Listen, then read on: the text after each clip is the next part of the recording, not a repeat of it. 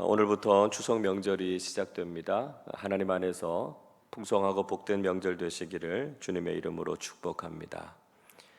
이미 말한 것처럼 바울은 고린도에서의 복음 사역에서 굉장히 많은 어려움을 겪었습니다.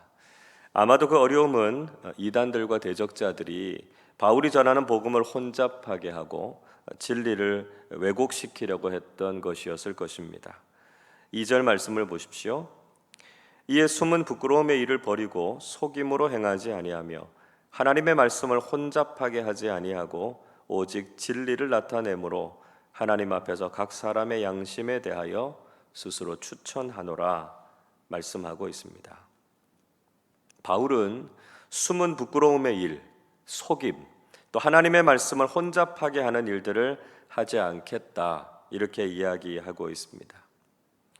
이것은 당시에 그가 복음을 전하고 있었던 상황에서 아주 팽배했던 일이었습니다. 바울을 모함하고 공격하는 일들이 있었고요.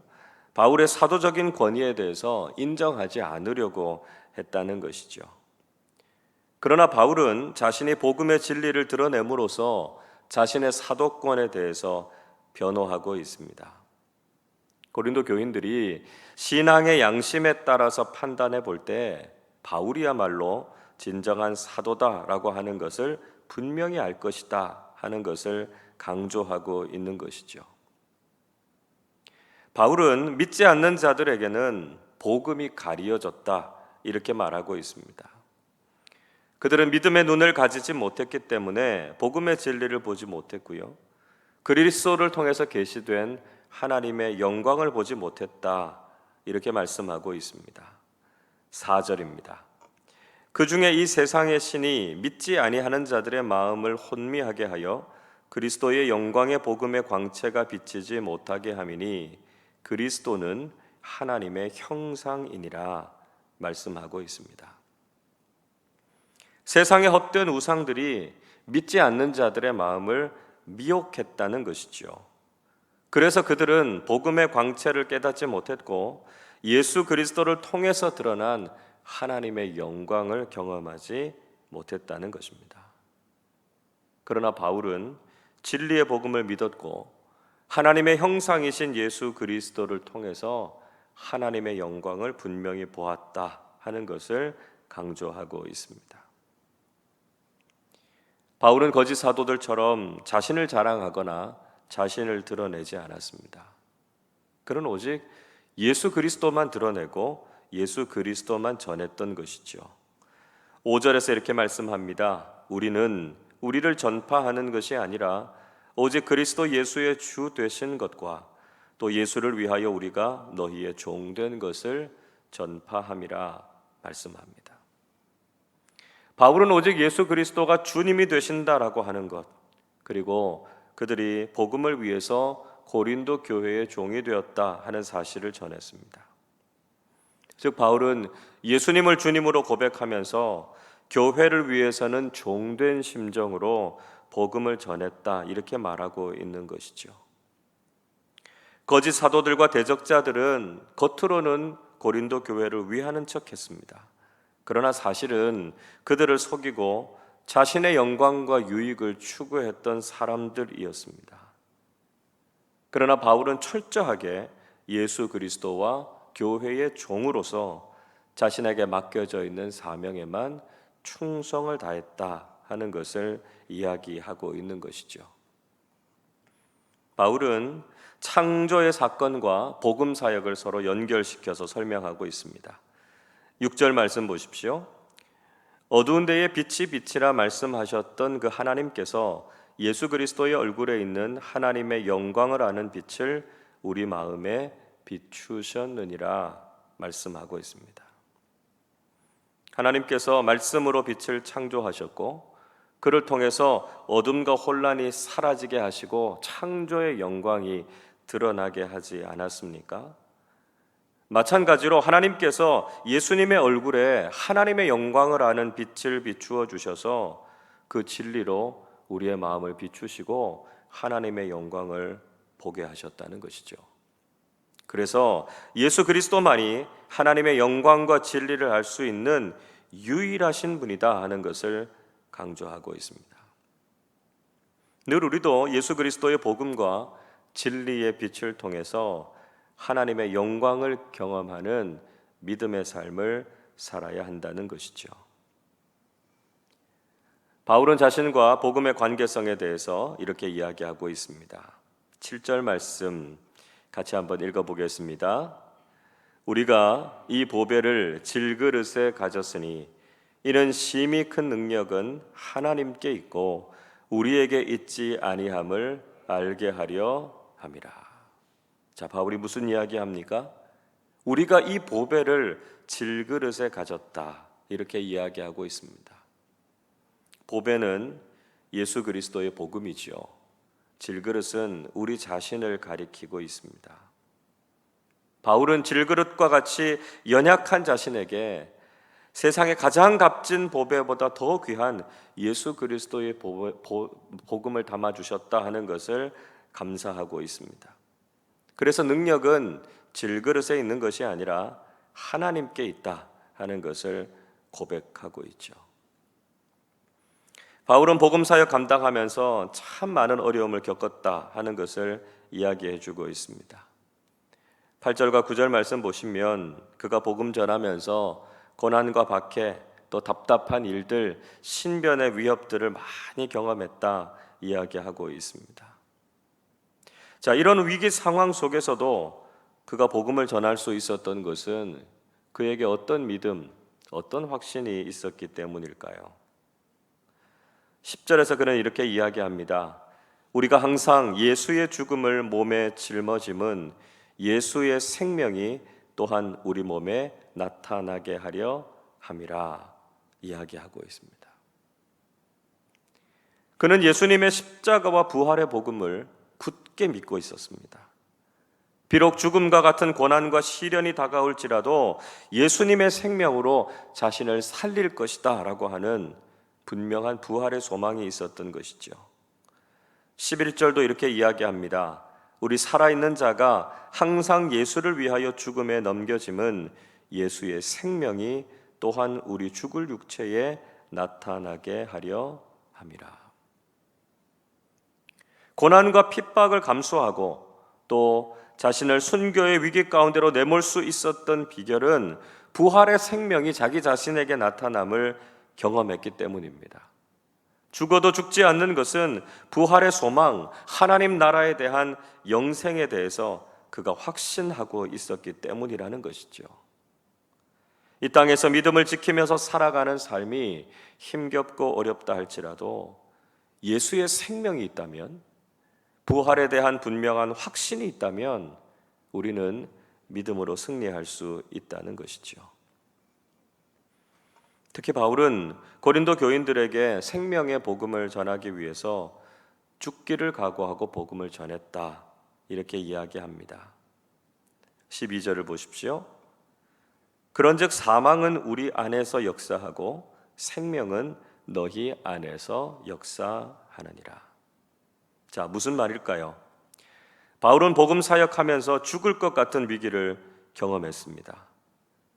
그렇지만 그것을 통해서 고린도 교회는 오히려 예수님의 생명이 가득했다 하는 것을 강조하고 있는 것이죠. 바울이 가지고 있었던 믿음과 확신처럼 고린도 교인들도 확실한 믿음 가지고 부활의 소망 가운데서 살아가라 이렇게 격려하고 있습니다. 14절에서도 이렇게 말씀합니다.